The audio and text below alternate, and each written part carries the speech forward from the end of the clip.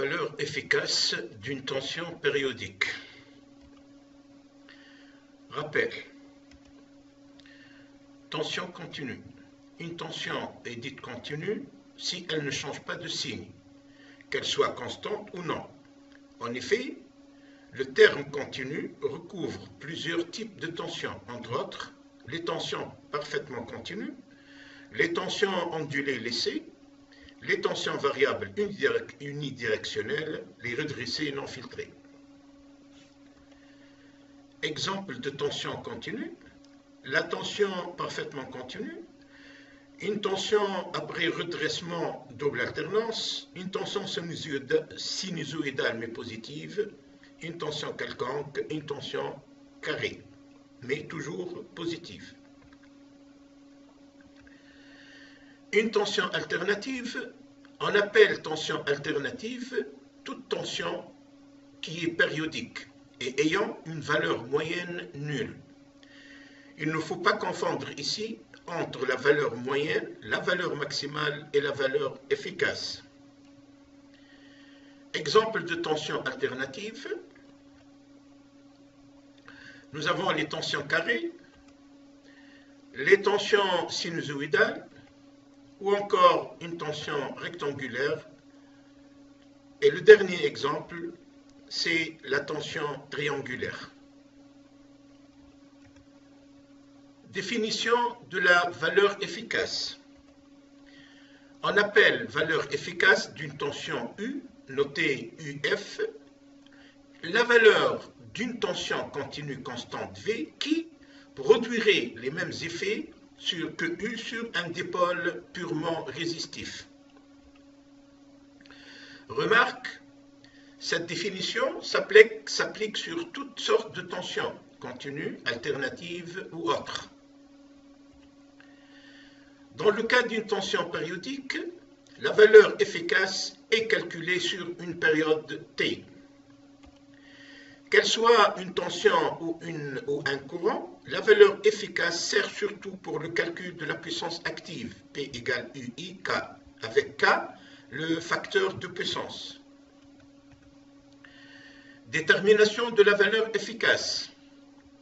Considérons un dipôle purement résistif de résistance constante R, dont la puissance observée en fonction de la tension est en régime permanent, et pour le cas d'un courant continu, P égale U au carré sur R, et en cas de courant alternatif, à l'instant T, cette puissance P F de T égale à U F de T au carré sur R.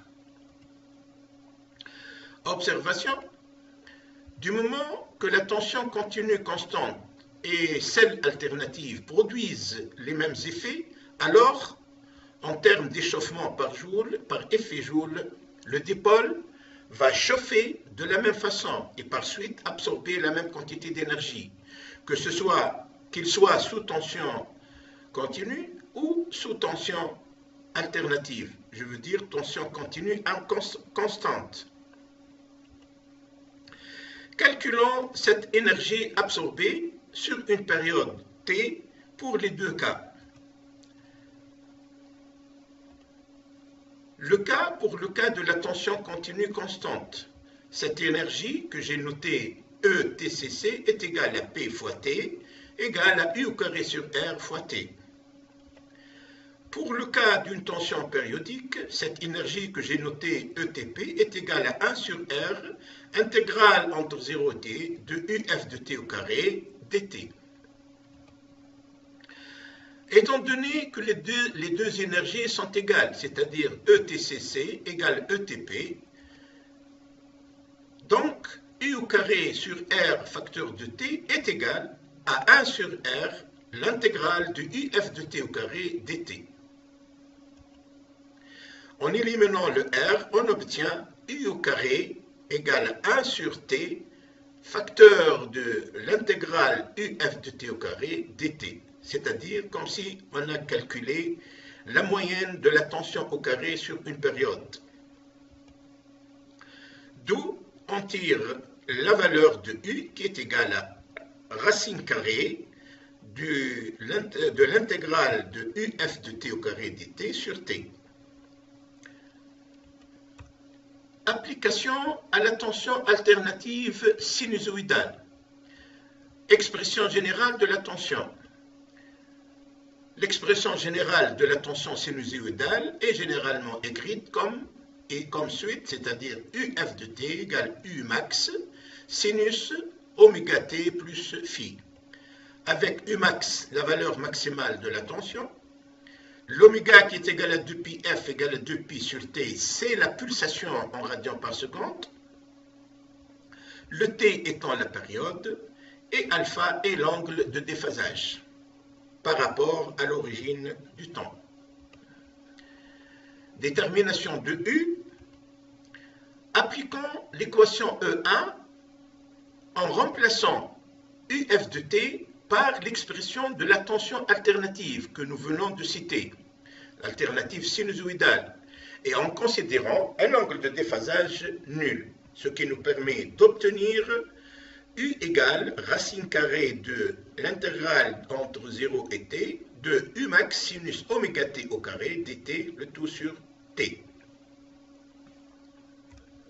Sortons les constantes de l'intégrale, ce qui nous permet d'écrire U égale à racine carrée de I au carré max sur t, facteur de l'intégrale sinus oméga t au carré dt.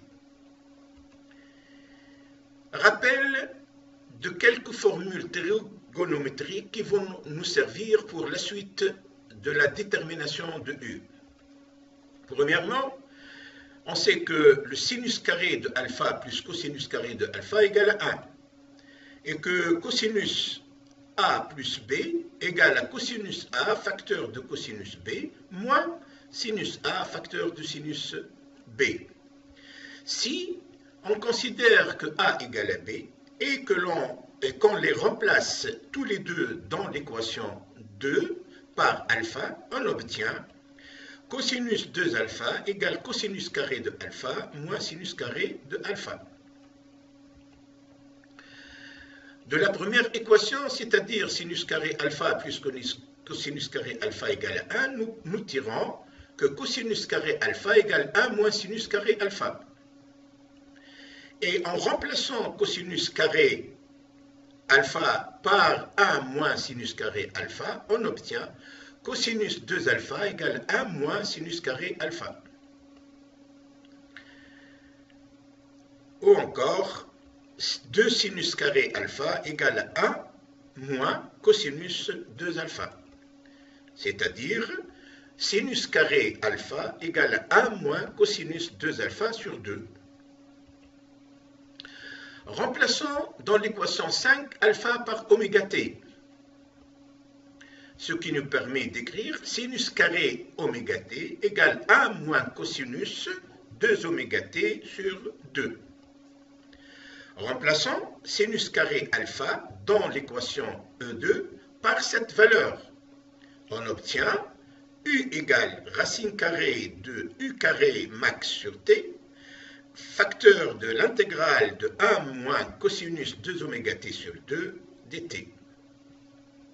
Faisons sortir le U carré de sous la racine et ramenant le t sous l'intégrale, nous obtenons U égale U max racine carrée de l'intégrale de 1 moins cosinus 2 oméga t sur 2t dt. Rappel sur les intégrales. L'intégrale d'une constante, c'est-à-dire l'intégrale de k dx, égale à kx plus c. Et l'intégrale de cosinus kx dx est égale à sinus kx sur k plus c.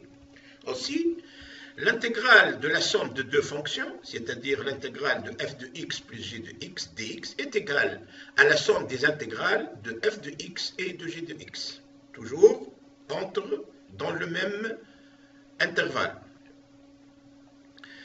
Cette égalité nous permet d'écrire U égale à U max, racine carrée de l'intégrale de 1 dt moins l'intégrale de cosinus 2 oméga t dt sur 2 t.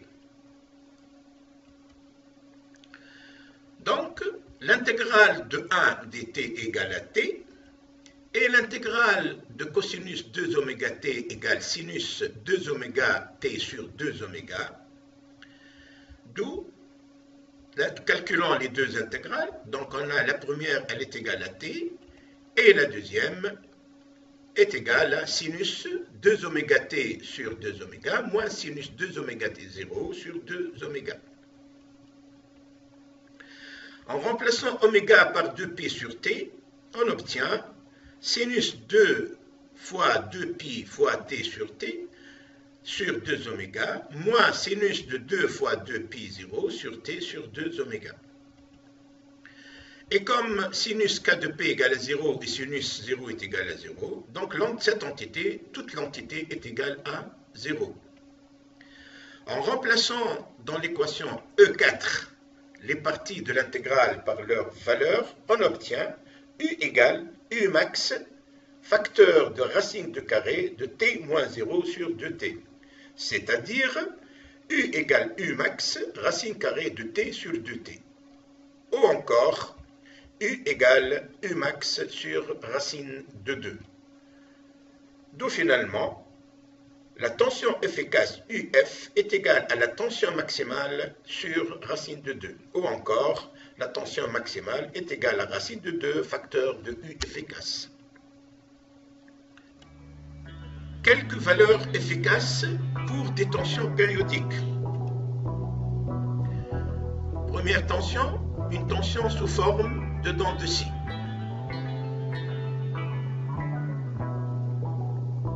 La valeur efficace est égale à Vmax sur racine de 3. Deuxième tension, forme triangulaire. La valeur maximale est égale à Vmax sur racine de 3. Une tension rectangulaire.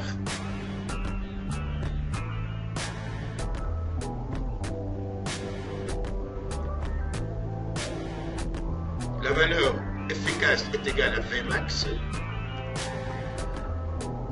Une tension rectangulaire, mais dont les deux de la période sont inégales. La première est égale par exemple à alpha t. Donc la valeur efficace est égale à racine de alpha t max. Une tension sinusoïdale, comme on vient de le voir, donc la valeur efficace est égale à la valeur maximale sur racine de